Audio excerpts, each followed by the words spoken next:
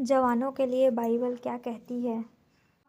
यिर्मयाह 29:11 क्योंकि यहोवा की यह वाणी है कि जो कल्पनाएं मैं तुम्हारे विषय करता हूँ उन्हें मैं जानता हूँ, वे हानि की नहीं वरन कुशल ही की है, और अंत में तुम्हारी आशा पूरी करूँगा। भजन संहिता 17:5 मेरे पाँव तेरे पथों में स्थिर रहे, फिसले नहीं। भजन संहिता 119:33 हे यहोवा, मुझे अपनी विधियों का मार्ग दिखा दे, तब मैं उसे अंत तक पकड़े रहूँगा। नीति वचन 23:26 हे मेरे पुत्र, अपना मन मेरी ओर लगा और तेरी दृष्टि मेरे चाल चलन पर लगी रहे। पहला तीमुथियुस 4:12 कोई तेरी जवानी को तुच्छ न समझने पाए, पर वचन और चाल चलन और प्रेम और विश्वास और पवित्रता में विश्वासियों के लिए आदर्श बन जा। इफिसियों 6:1 हे बालकों, प्रभु में अपने माता पिता की आज्ञाकारी बनो, क्योंकि यह उचित है। इफिसियों 6:2 अपनी माता और पिता का आदर कर, यह पहली आज्ञा है जिसके साथ प्रतिज्ञा भी है। इफिसियों 6:3 कि तेरा भला हो और तू धरती पर बहुत दिन जीवित रहे। इफिसियों 6:4 और हे बच्चे वालों, अपने बच्चों को रिस न दिलाओ, परंतु प्रभु की शिक्षा और चेतावनी देते हुए उनका पालन पोषण करो। रोमियो 12:1 इसलिए हे भाइयों, मैं तुमसे परमेश्वर की दया स्मरण दिलाकर विनती करता हूँ कि अपने शरीरों को जीवित और पवित्र और परमेश्वर को भावता हुआ बलिदान करके चढ़ाओ, यही तुम्हारी आत्मिक सेवा है।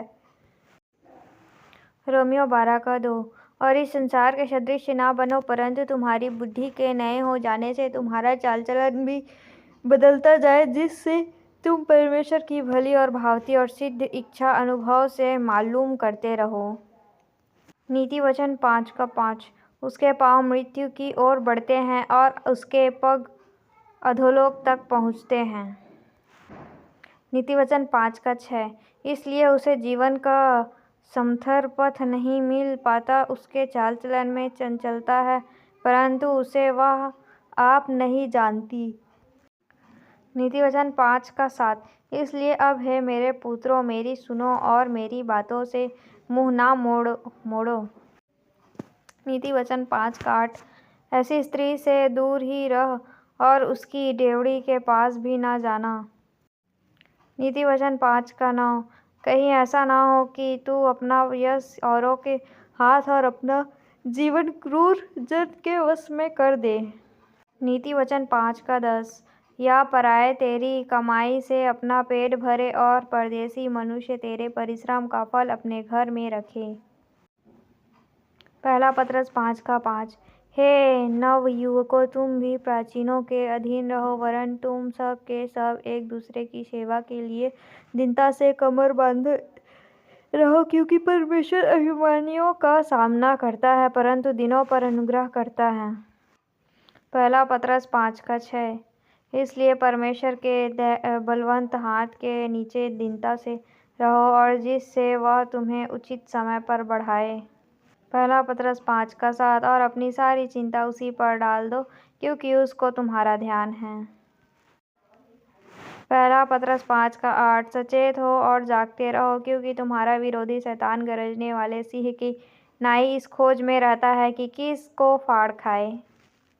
पहला पत्रस 5:9 विश्वास में दृढ़ होकर और यह जानकर उसका सामना करो कि तुम्हारे भाई जो संसार में हैं ऐसे ही दुख भुगत रहे हैं।